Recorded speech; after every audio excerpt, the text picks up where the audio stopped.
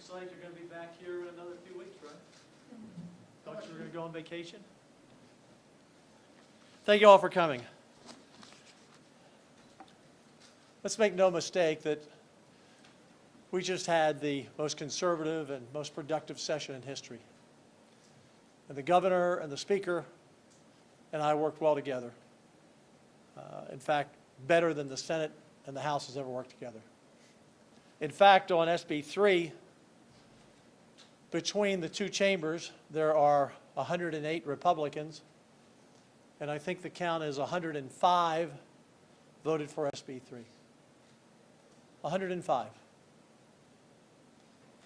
Virtually every police department in the state of Texas wrote a letter to the governor and asked him to not veto SB 3.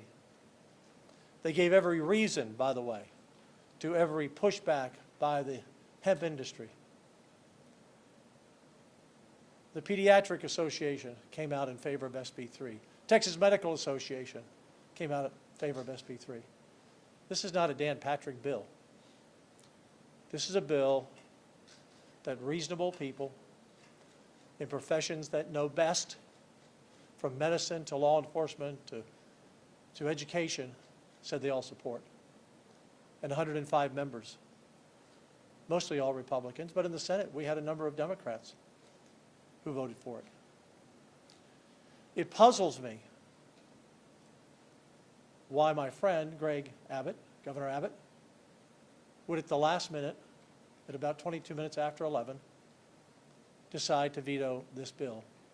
I know he gave the reasons in his proclamation, but our team simply doesn't agree with those reasons, and we'll talk through that. In reading the proclamation, one can only come to this conclusion, which surprises me. The governor of the state of Texas wants to legalize recreational marijuana in Texas. That's the headline, folks, because that's what his proclamation does. Now, whether it's unintentional and he didn't think through it, or whether it's intentional, that's the result of the veto. I'm very concerned that we go through this period of time that these shops may stay open, continuing to spew out their poison. Because even if his proposed bill passed, as he suggests, it would take a lot of time for them to get up to speed, to have manufacturing testing, to test it at all levels, to go through all of the issues that he lays out. And during that time, they would still be operating as they are. Let's remember, in 2019, marijuana was not legal in Texas. We passed the hemp bill, and then new technology came out on Delta 8 and Delta 10. And bad actors, he called them bad actors. He calls them bad actors, as I have. Went around that. And they sold products that destroyed families. Destroyed families. And make no mistake, what they're selling is illegal today. This past Tuesday, or I guess it was this past Tuesday, today's a few days from then, we had a bust, a drug bust, by the Allen Police Chief and the Department of Enforcement for Drugs, DEA. They confiscated 34 tons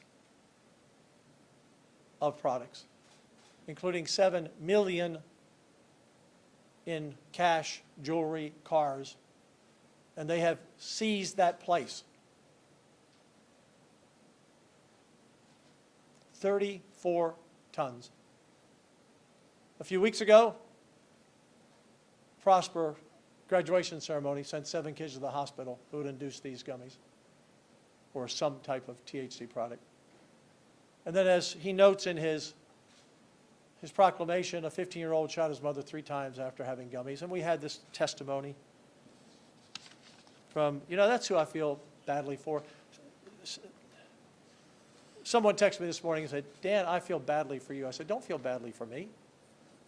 I'm used to tough political fights. The governor and I will work together in the future, and we'll disagree from time to time. But this is a fight that didn't need to be. Aubrey Adams came in and testified. She said the veto demonstrates that the interests of the hemp THC industry are prioritized over the safety of Texas children and the well-being of Texas schools. Again, what Governor Abbott proposes is for us to legalize marijuana in Texas by regulating it. Let me walk through a couple of notes from his proclamation. He says Texans on each side of Senate Bill 3 debate raise serious concerns. But one thing is clear: to ensure the highest level of safety for minors as well as for adults who obtain a product more dangerous than what they expected, Texas must strongly regulate hemp and do so immediately. The best way to protect the adults and the children is to ban the product. You cannot regulate 8,000 to 9,000 locations. We do not have enough law enforcement to do so. And they'll continue to sell it, skirting the law. And actually, what will they be selling if the governor is correct in his proclamation? He says Senate Bill 3 is well-intentioned, but it would never go into effect because valid constitutional challenges, litigation challenging the bill has already been filed. Since when did we care who sued us when we passed a bill? Oh, someone's already sued us. Oh, got to stop. I'm sure if they haven't already, they're going to sue us on school choice and the 10 amendments. And they're going to file a bill on the prayer bill. We deal with lawsuits all the time. So that shouldn't be a surprise. He says if we were to allow Senate Bill 3 to become law, its enforcement would be enjoined for years. How does he know that? How does he know that? And how does he know what he proposes there won't be a lawsuit filed and enjoined for years? The federal law says this: nothing in the federal law preempts or limits any law of a state that regulates the production of hemp and is more stringent than the federal law. That's what the federal law says. We can ban, we can regulate, and be more stringent than federal law. How do I know we can ban? Because there are already a number of courts that have said so. The Fourth Circuit, the Seventh Circuit. California, Gavin Newsom, of all people, banned THC. They've got a big drug program out there, but they banned THC because it was too dangerous. So is Colorado, and they've got a big drug program because of its danger. So the governor's whole proclamation is built around, and he told me this on Sunday. I talked to him yesterday. He said, it's the Arkansas case. This was a lowly district judge in Arkansas. And it's been going through the courts. We believe the Eighth Circuit will stand with Arkansas. And so if that happens while we're going through this charade, then what's the governor going to say? Oh, I guess I was wrong about Arkansas. But even if Arkansas loses, it doesn't matter. Arkansas does not impact Texas. So the idea that we can't ban the product has already been upheld by the higher courts on multiple occasions. There's no justification saying that we can't ban it. He goes on to say, my conclusion, or the conclusion, is not speculative. Really? So he's perfect. He's not wrong. He's absolutely sure this bill would be thrown out. When you look at the law, again, what the federal law says, we can ban it. The only thing we can't do is stop transportation through the state. You know, he actually mentions that in his proclamation. He mentions that one of the problems with this bill is about stopping transportation. But he didn't write the entire sentence. He's the lawyer, not me. It says you can't pass a bill to ban transportation through a state. That's not what he wrote. The teacup program. He signed that bill. That's worthless now. Here we passed maybe the best teacup program, Texas for Compassionate Use, to address those with PTSD, cancer, Crohn's disease we added, Who's going to go there now when they can go to any smoke shop and get what they want? That's why no one grew their licenses before. So at the end of the day, what puzzled me was the last time I talked to the governor in the Capitol before session, he said, don't worry about the bill. He said, your bill is fine. That's what he told me, in front of witnesses. In fact, he asked a couple of lawyers on my staff, he said, can you give me some answers I can give, because when I sign this, I need some answers to give. So what happened? Who convinced him? On his staff, from the outside? To kill Senate Bill 3? You know, and look, we'll work with the governor. We'll see what happens in the special session. But where has he been all session? Where's he been? I mean, we get this proclamation from him last night after midnight. And he parachutes in at the last moment with arguments that we do not think are valid. I mean, he talks about the takings, for example. Well, we can't have a takings here. It's one of the reasons I have to veto this bill. But yet in his own proclamation, one of the things he lists is we will not allow hemp and vape shops near schools or churches. So he's going to take them. He's going to tear up their lease. Tell them they got to move. I think that's the takings. I think he might be sued over that. He talks about basically that we have to leave the status quo where it is. In other words, if we regulate this, and what do you regulate? You regulate things that are legal. And that's why I said, and I'm stunned that he wants to legalize marijuana in the state of Texas.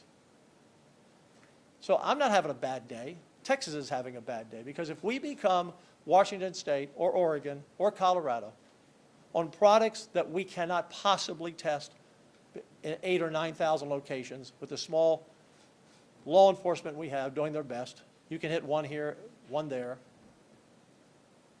He's going to allow them to sell above the 0.3%, which is in federal law. That's what his proclamation says. So why doesn't he just come out? I hope he'll make a statement today and say, yes, the lieutenant governor is right. I am for legalizing marijuana for adults in the state of Texas. Because that's news to me. It was news to me when he changed his position on casino gambling. It was news to me when he changed his position on sports betting, which don't have the votes in the legislature either. Who are we as a state? We think we're going to attract business here if we got a bunch of people high on marijuana at very high levels? Is that who wants to come here and build their plant here, open up a business, move their family here? We're not Colorado, and we're not Oregon, and we're not Washington State. We're Texas. And I will not sign a bill that legalizes marijuana in Texas. I will not gavel it down, because that's what he's asking the legislature to do. And here's the box he's put us in, folks. This is the box. So when he says he just came to it, you know, he told me, well, I just kind of made the decision Saturday and this came late.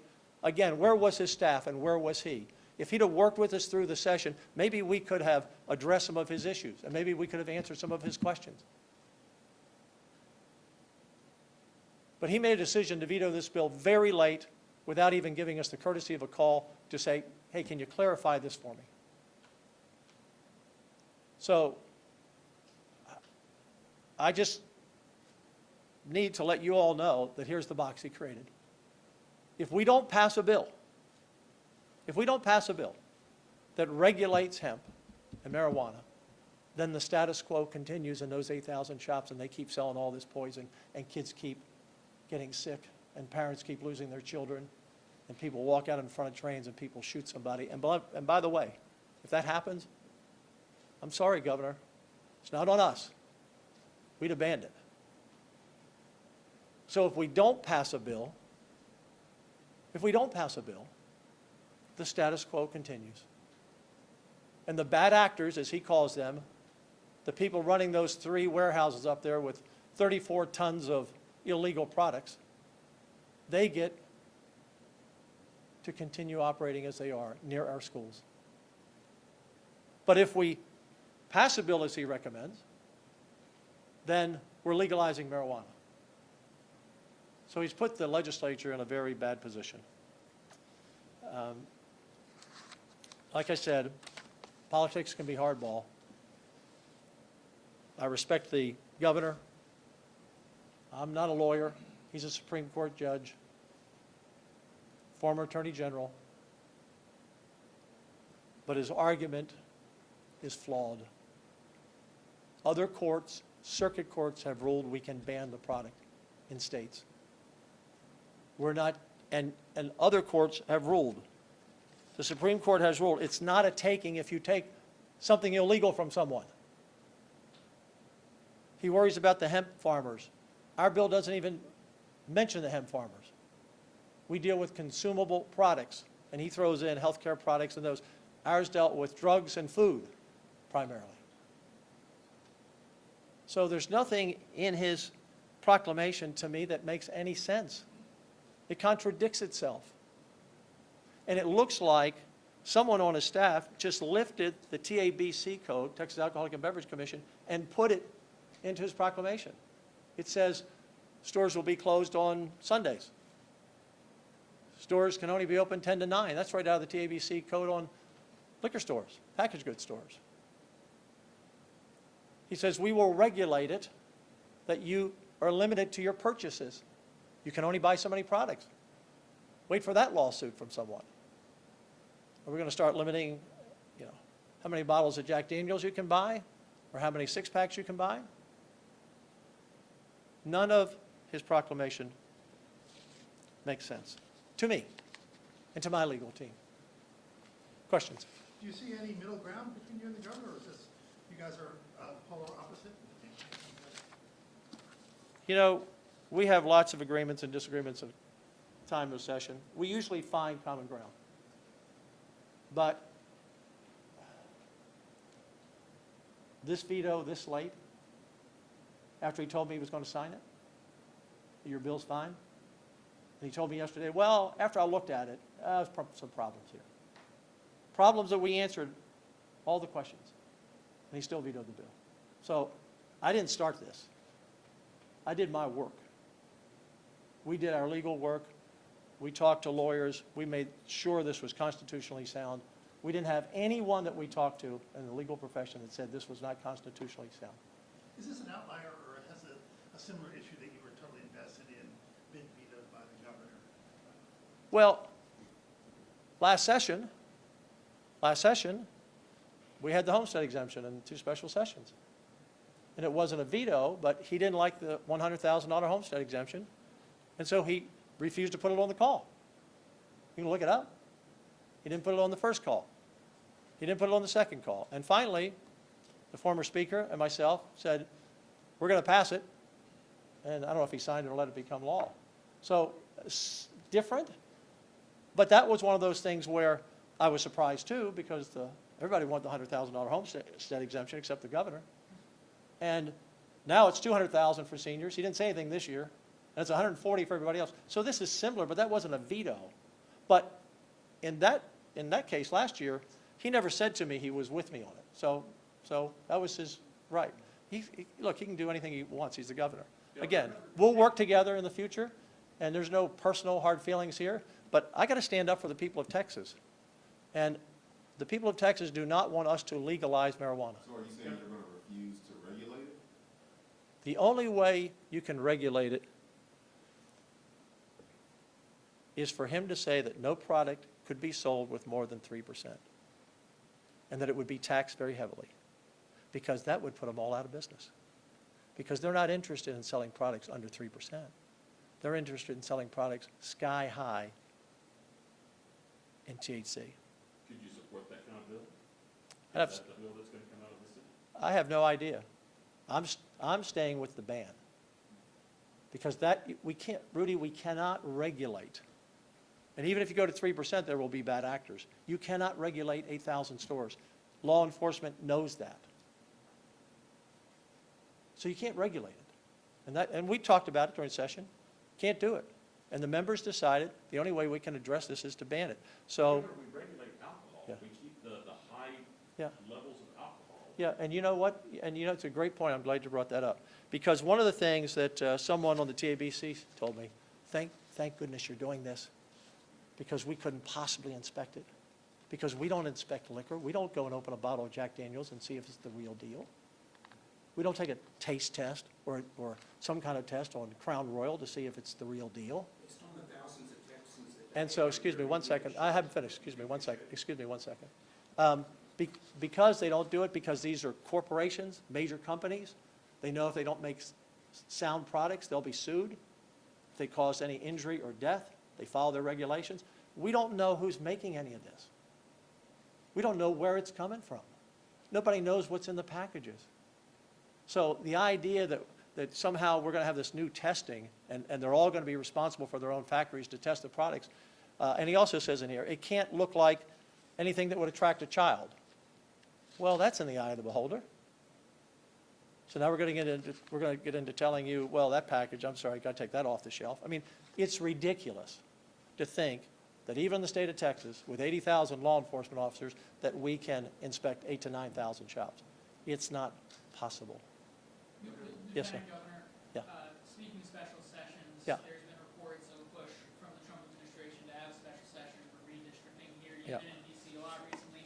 You had Yes. a chance to talk with anyone from the administration about that push?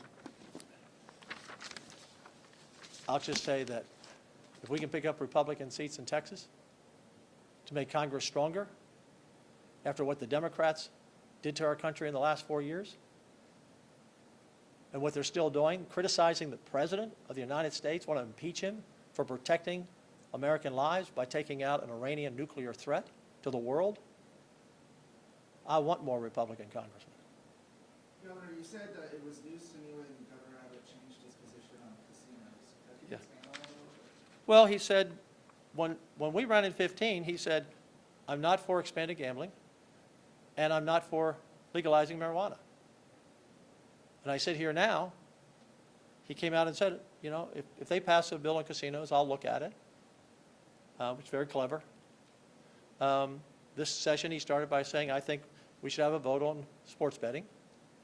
And now I mean, if I'm wrong, Governor, and you're watching, then please put out a statement that you do not want to legalize marijuana for adults in the state of Texas, because that's what either by default you're doing or on purpose you're doing. And I'm On the SB3 veto, do you think any of the recent polling influenced the governor on this decision? look, the polling from the other side has done a great job of manufacturing all kinds of people to fight for their illegal business. I'm telling you again, folks, everything, or virtually everything they're selling in these shops is illegal today. If I can get a couple of state troopers and go down to a store today, we will find illegal products. That's what they found up in the warehouse. Everything they tested in the warehouse, was illegal. And they took 34 tons of it. How would the veto Yeah. affect the 34 tons the Ray tax? It doesn't impact that. They broke the law up there, or allegedly. It will have to go to court. It doesn't change. It was illegal Tuesday. It's illegal today. It will be illegal next week. Under federal law. Under federal law, it's illegal. So I don't know what else you can do. 105 out of 108 Republicans vote. I think the governor should give the benefit of the doubt to the legislature and to law enforcement and to everyone in medicine and everyone in education. He's the only guy. He's the only guy that didn't want this bill to pass, except the people in the business making a fortune off poisoning our kids. Is an override an option in a special? There's some question about whether that's possible. I don't know. I don't think that we can in a special, but I don't know. I'd have to check that. But you know, we could just repeal we could just pass a bill to repeal the bill we passed, and that would put an end to it. You just threw that Hey. one out there. Yeah. Best possible outcome you take the decision in special Yeah, session? what are the options there? For your position? To ban it. Again, Look, we had 105 votes. pass another ban? Is it possible? Pass another bill. Now, he didn't put that on the call. He said regulation. His words were very careful. Deal with the regulation. So he's, again, I don't want to complicate this. He's talking about getting kids out of it, you know, doing all the things to keep kids away from it, move all the stores. Again, this would be a takings, in my view, that he could get sued over. Moving all these stores away from churches and parks and schools to wherever he's going to move them.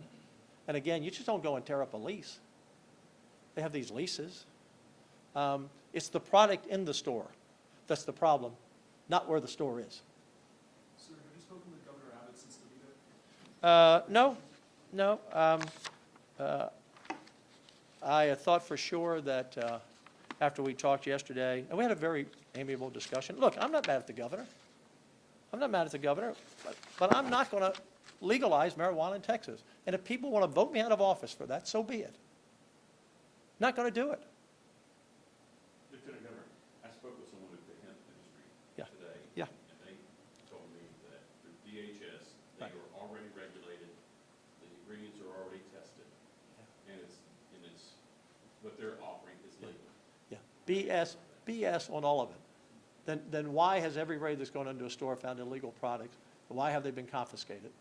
And why did DEA come in? And look, here's the other thing. We have no idea who's making this product. Are they terrorists? Is this a terrorist money laundering scheme in Texas? Is it a cartel money laundering scheme? You know, someone told me I better watch my step. That's what someone told me. I better watch my step. Because this whole idea by the industry, again, saying, well, these are mom and pop businesses. No, they're not. There may be a few. This is all orchestrated. As I said, over 3 or 4 years, 8,000 to 9,000 shops open up. They all look the same. They all have the same products. They all have the same footprint. They're all built in the same spot around schools, or most of them. No, that wasn't a coincidence, Rudy. That's organized crime behind it. Very likely. Very likely. Are you saying you would I'm watch s- your step? I mean, When someone tells you to watch your step, you can read that how you want. And with that, are you concerned about losing votes, given the very public backlash that the bill got and these threats that you're talking about? Are you worried that you're not going to have as many votes in a special session for an outright ban? Not votes for you, but votes for. Yeah, Yeah. look, I'm not sure what the members are going to do. That will be up to them. But they will understand they're casting a vote to legalize marijuana in Texas. I don't know how they'll react. But I'm not. Lieutenant Governor, I will not be on the podium. If their votes are there, and I always follow the will of the Senate, and the Senate wants to vote for it, that's up to them. It would have to have 15 Republican votes. Out of 19 members, we're down one now with Kelly Hancock gone. So it has to meet that threshold on any bill. I don't know if there are 15 to legalize marijuana. I don't want to do that to my state. And look, I know this is what confused me about the governor. He doesn't want to do that either. I mean, he makes my argument in his proclamation. Bad actors, the bad things that are happening to kids. And so his answer is, well, we're going to stop the kids. We'll just regulate it. We'll legalize it. And I don't think he's ever run on that platform. I doubt if he'd run on it this year when he's running for governor. I'd be surprised, but maybe he will. Maybe I missed a step. will you support a Senate bill to have a hearing in the Senate, or will you wait for a House bill to come to the Senate? Rudy, I won't speculate. We have a ways to go and a lot to do. But I personally,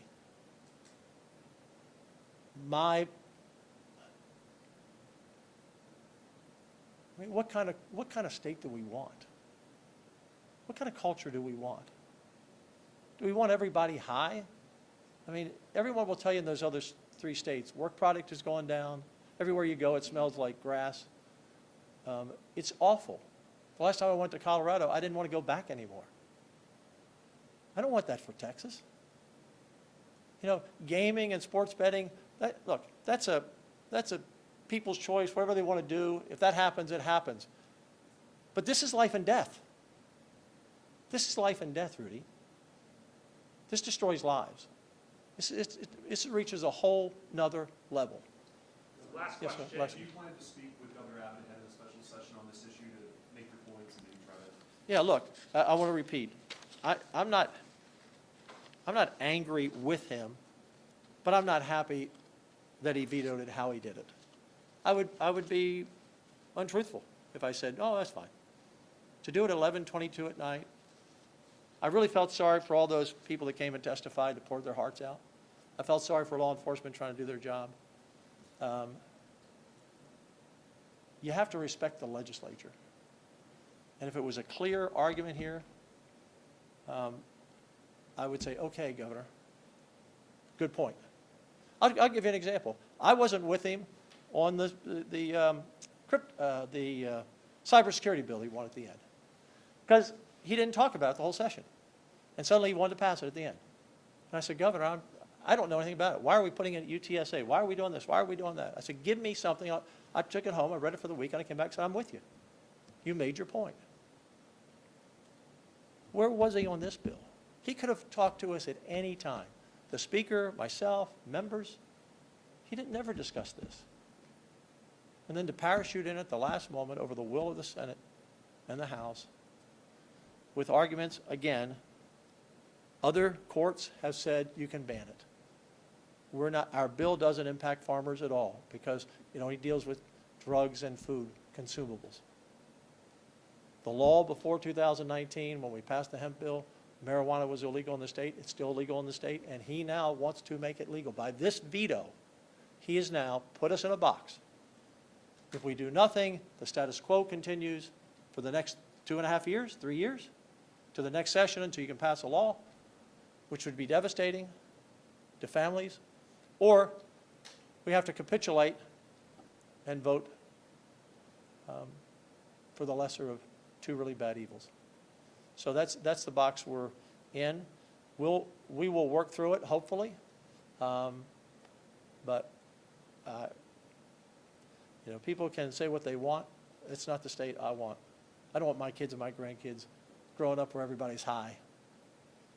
Because his bill, what his bill says, his proclamation, that this will be the high-level THC, because according to him, now that that's already happened, he quotes a case in there that you can't go back and take that back because that would be unfair, in essence. They've already built a business. They're already selling this terrible stuff. So we can't go back and take it from them. It's illegal, yes, we can. You didn't get your film and Senate bill passed. Any Oh. comment on that? Your film and Senate bill, what's that? Hey, look, we had a great session. The governor and I worked on everything. We passed probably more Senate priority bills than we've ever passed. I'm not arguing with that. But most of those bills, a few did, most of those bills weren't life and death and didn't destroy families. Thanks, This everyone. one did. What about Hey, bail time we reform? got? Thank you all. Bail reform on the special session? Yeah, I'd like to see the bail reform on a special session. Those two bills that didn't pass, Democrats want to allow murderers who have already been charged once to get out of jail so they can kill again, and they can't stand up for that, or illegal immigrants who have done that like they did to poor Jocelyn Nungary. I don't understand the humanity of that, quite frankly. Don't understand. We didn't have any problem, Democrats in the Senate voting for it. It's the House Democrats. So thank you all very much. Hey, have a great summer, and we'll see what's next, right? All right, thank you all. Thank you. Want to comment on the Houston trade for Durant? He's a pretty darn good ball player, he's 36. There you go.